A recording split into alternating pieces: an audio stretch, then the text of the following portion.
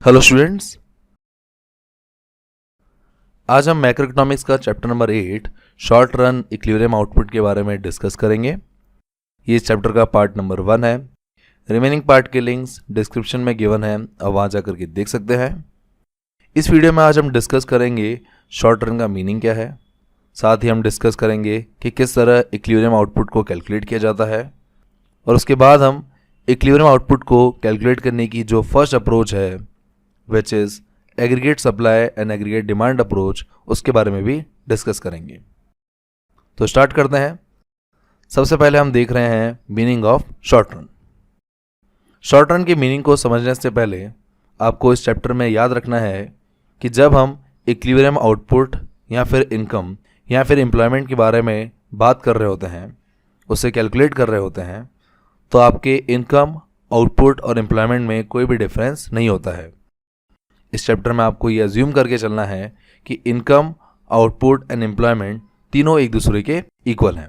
इन तीनों में कोई भी चेंजेस नहीं होंगे जब हम इक्विलिब्रियम आउटपुट या फिर इक्विलिब्रियम इनकम या फिर इक्विलिब्रियम एम्प्लॉयमेंट को कैलकुलेट कर रहे हों।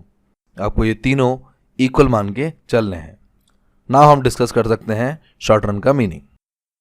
इसमें लिखा है, short run is defined as a period of time during which technology plays no role in the determination of output in the economy.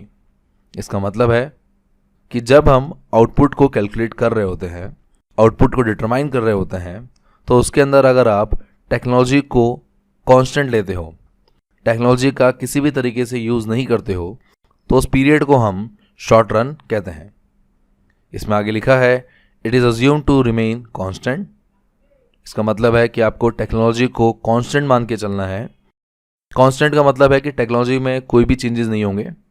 अगर आपको आउटपुट को कैलकुलेट करना है तो टेक्नोलॉजी को हमेशा कांस्टेंट लेकर चलना है। उसी पीरियड को हम कहेंगे शॉर्ट रन।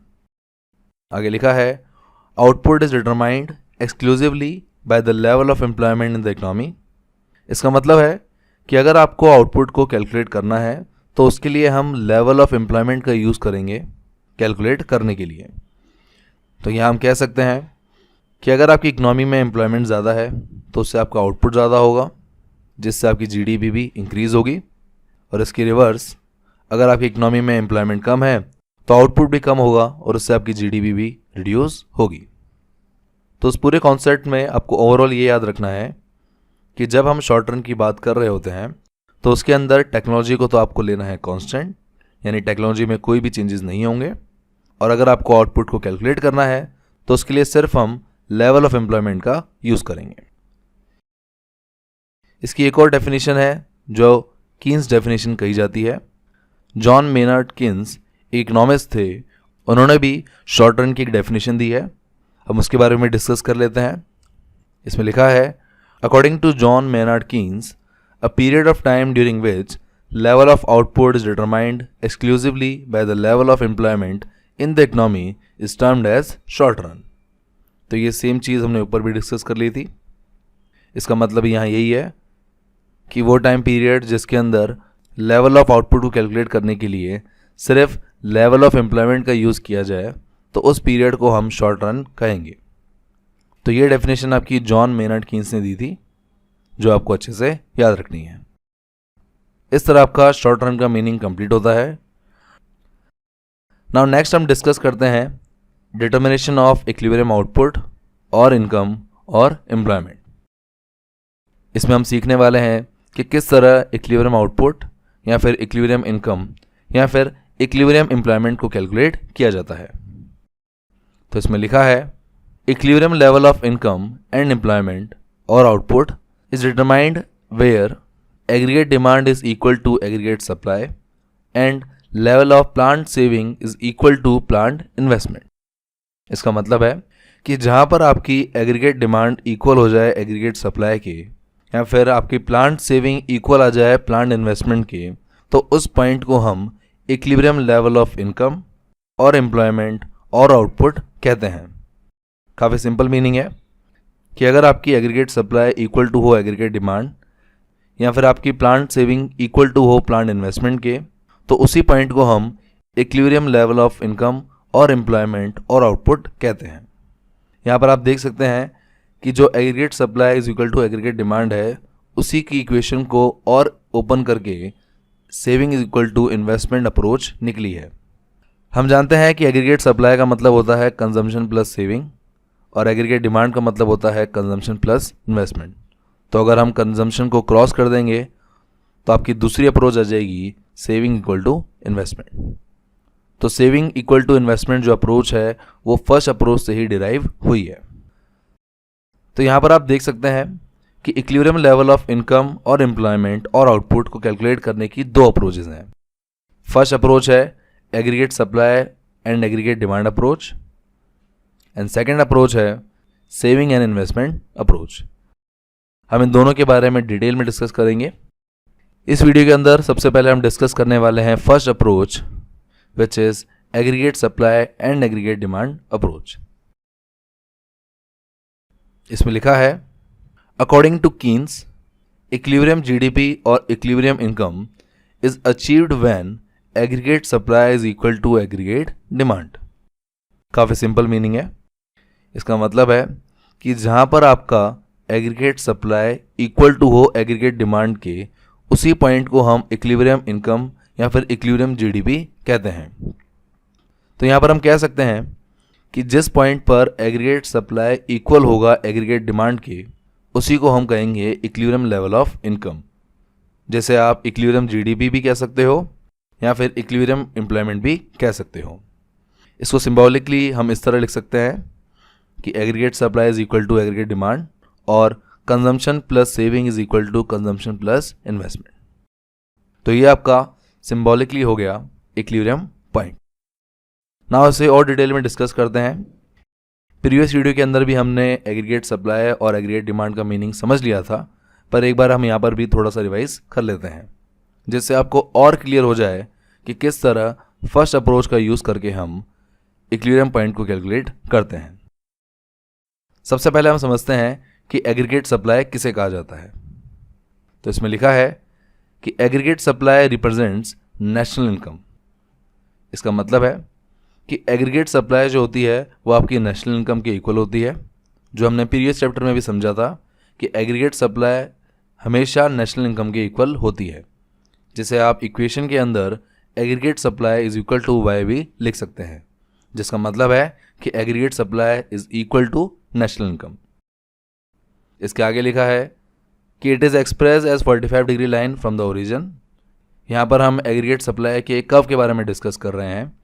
इसका मतलब है कि एग्रीगेट सप्लाई का जो कर्व होता है वो आपका 45 डिग्री लाइन होता है फ्रॉम द ओरिजिन। और उसके आगे लिखा है कि aggregate supply is the sum total of consumption and saving. इसका मतलब है कि एग्रीगेट सप्लाई को कैलकुलेट करने का फॉर्मूला है कंजम्पशन प्लस सेविंग, जिसे आप इक्वेशन के अंदर AS equal to C plus Y भी लिख सकते हो। तो अगर हम एग्रीगेट सप्लाई को ग्राफ पर देखें तो वो कुछ इस तरह दिखता है। यहाँ पर एग्रीगेट सप्लाई आपका 45 डिग्री लाइन है, जो आपके नेशनल इनकम की भी इक्वल होता है, यानी AS इक्वल टू आप वाई भी लिख सकते हैं। तो ये तो हो गया आपके एग्रीगेट सप्लाई का मीनिंग और उसका कर्व। इसी तरह हम देख लेते हैं कि एग्रीगेट डिमांड का मतलब क्या होता है। तो इसमें लिखा है aggregate demand curve is a vertical summation of consumption and investment expenditure schedules at each level of income. Therefore, aggregate demand curve is represented by C plus I. इसका मतलब है एग्रीगेट डिमांड कर्व को calculate करने के लिए हम consumption and investment expenditure के schedule को ऐड करते हैं at different level of income.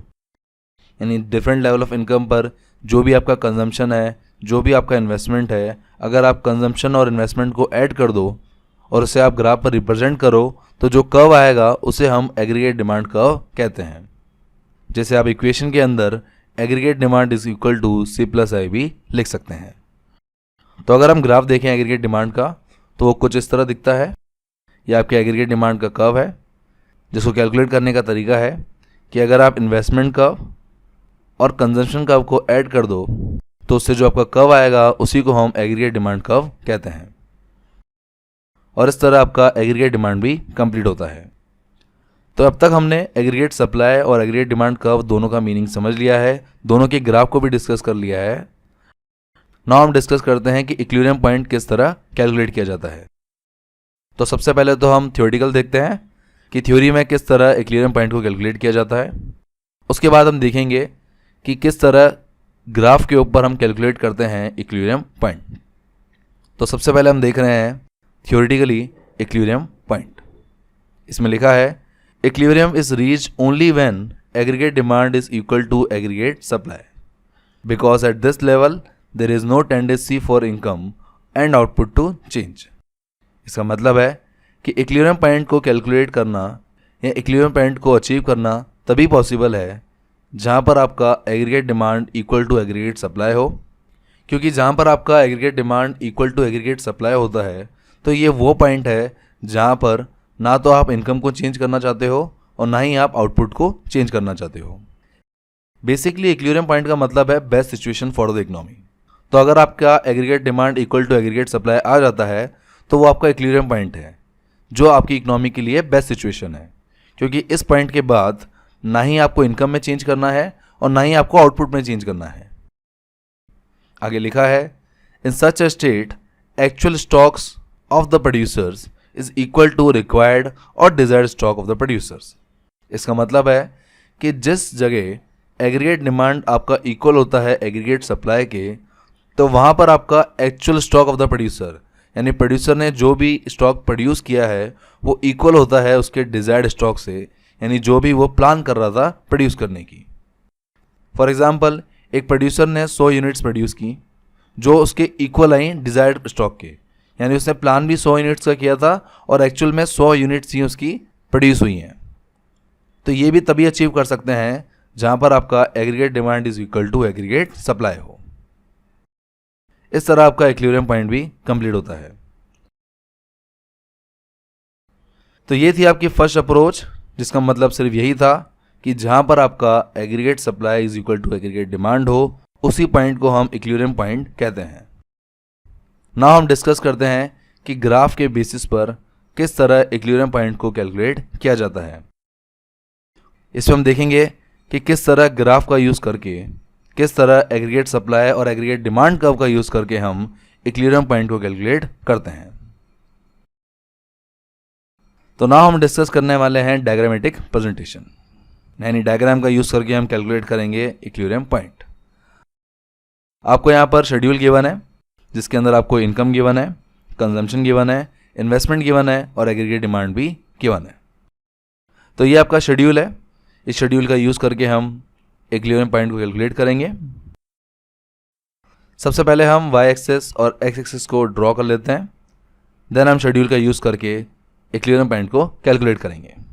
आपको याद रखना है कि एक्स एक्सेस आपका इनकम, आउटपुट और एम्प्लॉयमेंट को रिप्रेजेंट करता है और वाई एक्सेस आपका aggregate supply and aggregate demand के कंपोनेंट्स को रिप्रेजेंट करता है।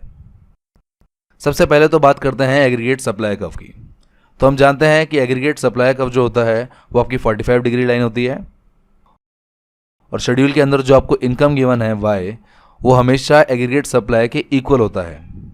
तो अगर आप y जो आपकी डिफरेंट लेवल ऑफ इनकम है उसे आप ग्राफ पर रिप्रेजेंट करेंगे तो आपकी एक 45 डिग्री लाइन आएगी और यही लाइन आपकी होती है एग्रीगेट सप्लाई कर्व। तो ये तो हो गया एग्रीगेट सप्लाई कर्व। नाउ हम एग्रीगेट डिमांड कर्व की बात करते हैं। तो अगर आप एग्रीगेट डिमांड कॉलम को ग्राफ पर पुट करोगे तो उससे जो कर्व आएगा वो कुछ इस तरह दिखेगा। आपको याद रखना है कि एग्रीगेट डिमांड कर्व हमेशा ओरिजिन के ऊपर से स्टार्ट होता है, तो ये कुछ इस तरह दिखेगा। इस तरह आपका एग्रीगेट डिमांड कर्व भी कंप्लीट होता है। नाउ आप देख सकते हैं कि एग्रीगेट डिमांड कर्व और एग्रीगेट सप्लाई कर्व एक पॉइंट पे इंटरसेक्ट कर रहा है, तो यही आपका होता है इक्विलिब्रियम पॉइंट। आपको याद रखना है कि जहाँ पर एग्रीगेट डिमांड कर्व और एग्रीगेट सप्लाई कर्व एक दूसरे को इंटरसेक्ट करते हैं उसी पॉइंट को हम इक्विलिब्रियम पॉइंट कहते हैं, जो इस ग्राफ पर पॉइंट ई है।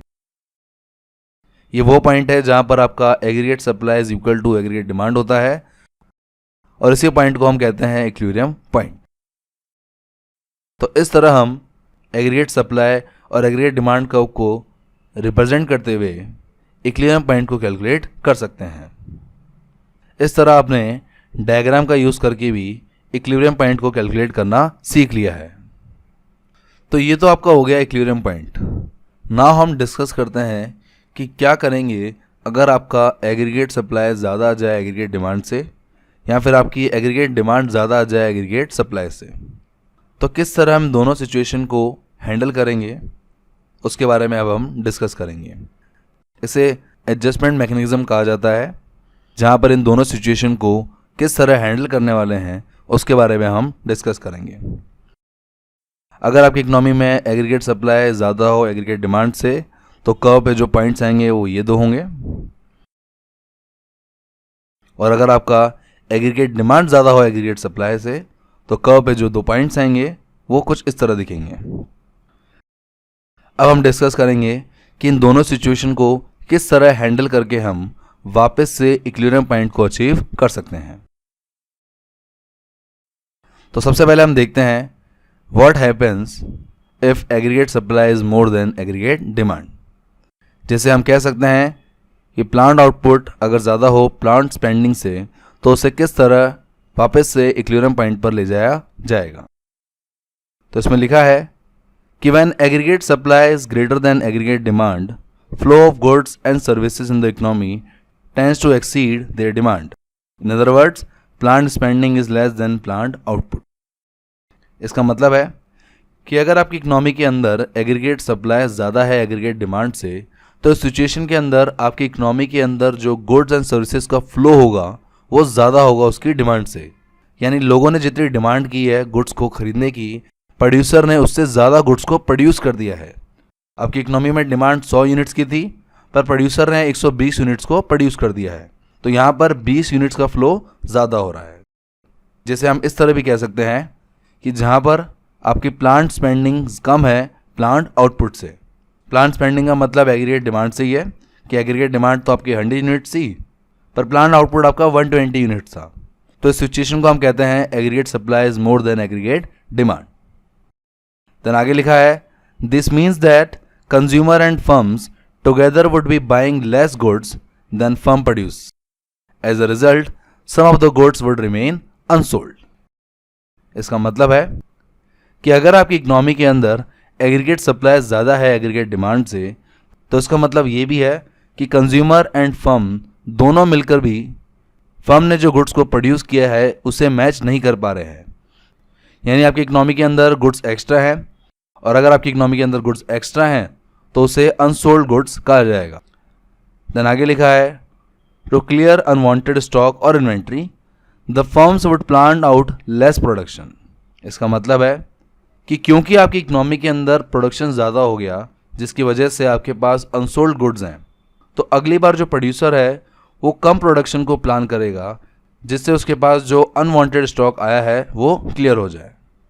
आगे लिखा है this process of decrease in output will continue until the economy is back at output level OI. As a result, AS would reduce and become equal to AD. इसका मतलब है कि एज ए प्रोड्यूसर एक firm हमेशा less output को produce करेगी जब तक प्रोड्यूसर का जो आउटपुट लेवल है वो एग्रीगेट डिमांड के इक्वल नहीं आ जाता, जिसे डायग्राम पर OI लेवल से रिप्रेजेंट किया गया है। अगर हम डायग्राम देखें तो डायग्राम के अंदर आपके जो पॉइंट्स आए थे वो aggregate supply is more than aggregate demand points आए थे, जो आप ग्राफ पर देख सकते हैं। तो इस सिचुएशन को हैंडल करने के लिए प्रोड्यूसर अपनी एग्रीगेट सप्लाई को रिड्यूस करेगा, और वो एग्रीगेट सप्लाई को तब तक रिड्यूस करता जाएगा, प्रोडक्शन को तब तक कम करता जाएगा जब तक उसकी सप्लाई एग्रीगेट डिमांड के इक्वल नहीं आ जाती।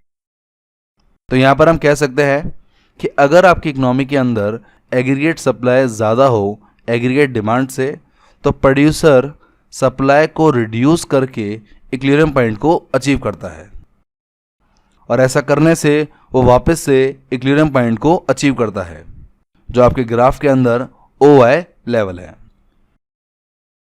तो पेपर में अगर आपको 1 लाइन में आंसर देना हो तो उसके लिए आप याद रख सकते हैं कि if aggregate supply is more than aggregate demand, there will be tendency of decrease in production and national income till it reaches equilibrium level of income at which aggregate demand is equal to aggregate supply.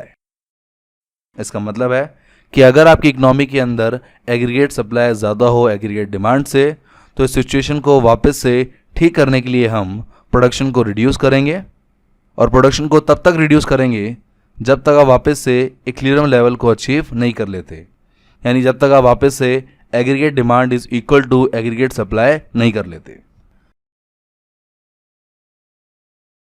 तो इस पूरी situation को अगर हमें एक line में ख़त्म करना हो तो ये होगा कि अगर आपकी इकोनॉमी के अंदर एग्रीगेट सप्लाई ज़्यादा है एग्रीगेट डिमांड से, तो इसका मतलब है कि आपने आउटपुट ज़्यादा कर दिया है, यानी आपने प्रोडक्शन ज़्यादा कर दिया है।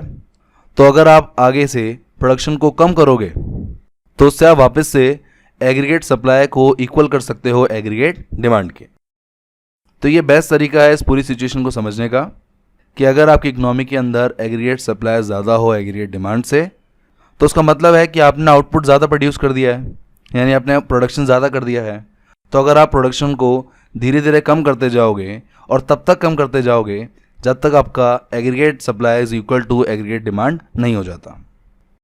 तो ये थी आपकी फर्स्ट सिचुएशन जहाँ पर आपको एग्रीगेट सप्लाई को रिड्यूस करके, प्रोडक्शन को रिड्यूस करके वापस से इक्विलिब्रियम पॉइंट को अचीव करना है। नाउ हम डिस्कस करते हैं अपोजिट सिचुएशन को, जहाँ पर आपकी एग्रीगेट डिमांड ज़्यादा होगी एग्रीगेट सप्लाई से, या हम कह सकते हैं कि जहाँ पर आपकी प्लांट स्पेंडिंग ज़्यादा है प्लांट आउटपुट से। जस्ट अपोजिट सिचुएशन है, इसमें हम प्रोडक्शन को बढ़ा करके इक्विलिब्रियम पॉइंट को अचीव करेंगे। पर एक बार हम डिटेल में पढ़ लेते हैं ताकि आप एग्ज़ाम में लिख भी पाए। इसमें लिखा है कि when aggregate demand is more than aggregate supply, flow of goods and services in the economy tend to be less than their demand. तो इसका मतलब है कि आपकी इकोनॉमी के अंदर जो गुड्स एंड सर्विसेज का फ्लो हो रहा है, जो आपने टोटल प्रोडक्शन किया है, वो कम है डिमांड से। यानी लोगों ने तो डिमांड की है 120 यूनिट्स की, पर प्रोड्यूसर ने सिर्फ 100 यूनिट्स का ही प्रोडक्शन किया है। तो इस सिचुएशन को हम कहते हैं aggregate demand is more than aggregate supply. आगे लिखा है this means that consumers and firms together would be buying more goods than firm produce.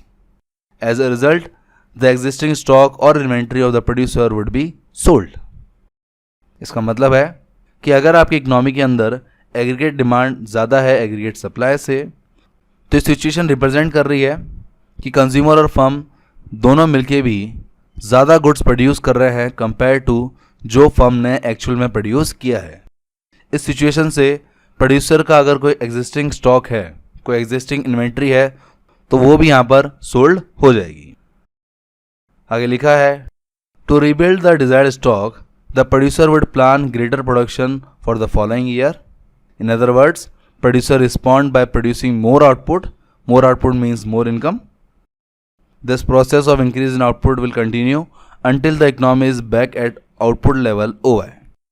इसका मतलब है कि अगर आपकी इकोनॉमी के अंदर एग्रीगेट डिमांड ज़्यादा आ जाती है एग्रीगेट सप्लाई से, तो यहाँ पर प्रोड्यूसर अगली बार प्रोडक्शन को इंक्रीज करके एग्रीगेट डिमांड को कवर करेगा, और वो तब तक करता जाएगा जब तक इकोनॉमी के अंदर हम इक्विलिब्रियम पॉइंट को अचीव ना कर ले। यानी हम कह सकते हैं कि अगर आपकी इकोनॉमी के अंदर एग्रीगेट डिमांड ज़्यादा है एग्रीगेट सप्लाई से, तो आप प्रोडक्शन को इंक्रीज करके इक्विलिब्रियम पॉइंट को अचीव करोगे, जिसे आप डायग्राम पर भी देख सकते हैं। डायग्राम के अंदर आपको aggregate demand is more than aggregate supply के पॉइंट गिवन है। इस सिचुएशन के अंदर आप प्रोडक्शन को इंक्रीज करके इक्विलिब्रियम पॉइंट को अचीव करोगे, जिसे आप डायग्राम में देख सकते हैं कि अगर एक प्रोड्यूसर प्रोडक्शन को इंक्रीज करे तो उससे वो वापस से इक्विलिब्रियम पॉइंट तक पहुंच सकता है। देन आगे लिखा है as a result aggregate supply would increase to become equal to AD.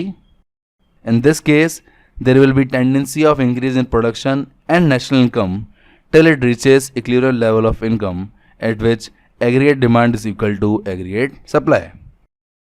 इसका मतलब यही है कि अगर आपकी इकोनॉमी के अंदर एग्रीगेट डिमांड ज़्यादा आ जाए एग्रीगेट सप्लाई से, तो आप एग्रीगेट सप्लाई को इंक्रीज़ करोगे, प्रोडक्शन ज़्यादा करोगे, और प्रोडक्शन तब तक ज़्यादा करते जाओगे जब तक हम इक्विलिब्रियम पॉइंट को अचीव ना कर लें, जहाँ पर इक्विलिब्रियम पॉइंट का मतलब है कि aggregate demand is equal to aggregate supply. इस तरह आपकी सेकंड सिचुएशन को हैंडल करने का तरीका ये है कि अगर आपकी इकोनॉमी के अंदर एग्रीगेट डिमांड ज़्यादा है एग्रीगेट सप्लाई से, तो आप प्रोडक्शन को इंक्रीज करके वापस से इक्विलिब्रियम पॉइंट तक पहुंच सकते हो। और इसे हम ओवरऑल एक लाइन में भी समझ सकते हैं, जहां पर आपको सिर्फ ये याद रखना है कि अगर आपकी इकोनॉमी के अंदर एग्रीगेट डिमांड ज़्यादा है एग्रीगेट सप्लाई से, तो ये शो करता है कि आपने आउटपुट कम किया है, यानी आपका प्रोडक्शन कम है।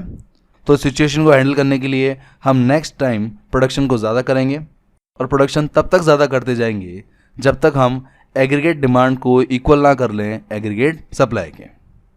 इस तरह आपकी दोनों सिचुएशन भी कंप्लीट होती है।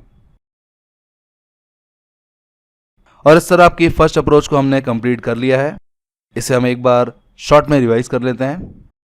आप डायग्राम में देख सकते हैं एग्रीगेट डिमांड कर्व और एग्रीगेट सप्लाई कर्व। तो आपको याद रखना है कि जहां पर एग्रीगेट डिमांड कर्व इंटरसेक्ट करता है एग्रीगेट सप्लाई कर्व को, तो उस पॉइंट को हम कहते हैं इक्विलिब्रियम पॉइंट। और अगर आपकी इकोनॉमी के अंदर एग्रीगेट सप्लाई ज़्यादा हो एग्रीगेट डिमांड से, तो इस सिचुएशन के अंदर आप प्रोडक्शन को रिड्यूस करके इक्विलिब्रियम पॉइंट को अचीव करोगे। और अगर आपकी इकोनॉमी के अंदर एग्रीगेट डिमांड ज़्यादा है एग्रीगेट सप्लाई से, तो आप प्रोडक्शन को इंक्रीज करके इक्विलिब्रियम पॉइंट को अचीव करोगे। इस तरह आपके इस वीडियो के सभी टॉपिक्स कंप्लीट होते हैं। आई होप आपको ये सभी पॉइंट समझ आ गए होंगे। अगर इन पॉइंट्स में कोई भी डाउट हो, कोई भी टॉपिक आपको अगर समझ नहीं आया है, तो आप मुझे कमेंट सेक्शन में पूछ सकते हैं, या फिर आप मुझे व्हाट्सएप पर भी कॉन्टैक्ट कर सकते हैं। मेरा व्हाट्सएप नंबर डिस्क्रिप्शन में गिवन है। सेकेंड पार्ट के अंदर हम डिस्कस करेंगे सेविंग एंड इन्वेस्टमेंट अप्रोच। ये आपकी दूसरी अप्रोच है जिसका यूज़ करके भी हम इक्विलिब्रियम आउटपुट और एम्प्लॉयमेंट और इनकम को कैलकुलेट करेंगे। So thank you guys for watching this video. अगर ये वीडियो अच्छा लगे तो प्लीज़ लाइक कीजिए। For more videos subscribe my channel success eat and click on the bell icon for daily updates. Thank you.